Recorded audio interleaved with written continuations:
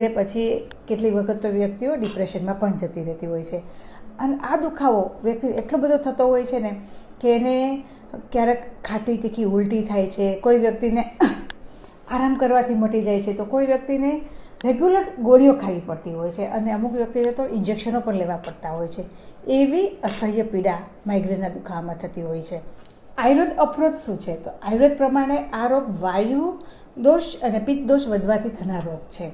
જો તમારી પાચન શક્તિ નબળી હશે તો તમારો ખાધેલો ખોરાક બરાબર પચશે નહીં અને એનાથી વાયુ અને પિત્ત બંને દોષ વધશે અને એ માથામાં જઈને સ્થાન પ્રાપ્ત કરશે અને માઇગ્રેનનો દુખાવો ચાલુ કરશે.